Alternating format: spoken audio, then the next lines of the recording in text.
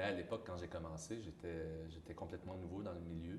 Et j'ai appris par moi-même l'agencement de couleurs, construire des scènes, définir mes personnages qui ont pris une maturité avec les années, qui sont devenus de plus en plus. C'est comme si j'étais parti d'un enfant qui apprenait à marcher 20 ans plus tard, mais c'était un grand adulte qui, justement, je pense que il y a eu le coup de l'envoi pour partir sur une nouvelle note.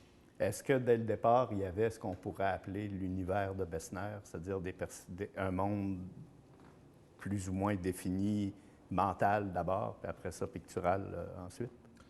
Au départ, je dirais oui. Ben, je pense qu'au départ, c'était plus des impressions et des humeurs que j'essayais de transcrire, de mettre en œuvre. Puis de là, ben, on surgit tous ces personnages et ces scènes. Et de là, j'ai construit vers moi, le côté théâtral tel quel. C'est pas quelque chose qui m'attire, mais le côté théâtral, costume et d'occuper des rôles, ça, c'était quelque chose qui me tenait à cœur. Je De dirais que quelle ça. manière, justement, pourquoi cette théâtralité-là?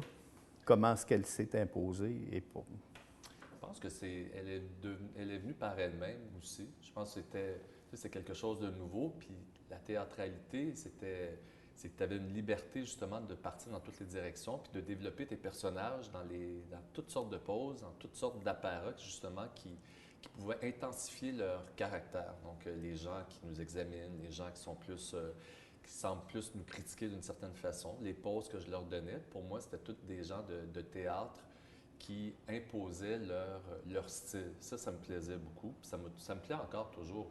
Ça me permettait de travailler la couleur différemment, de travailler dans des explosions de couleurs qui me permettaient d'avoir des coups d'œil intéressants dans une direction, amener le spectateur à regarder dans une toute autre direction, tout en se faisant examiner par le personnage que je mettais très central dans le tableau, qui nous examinait en retour.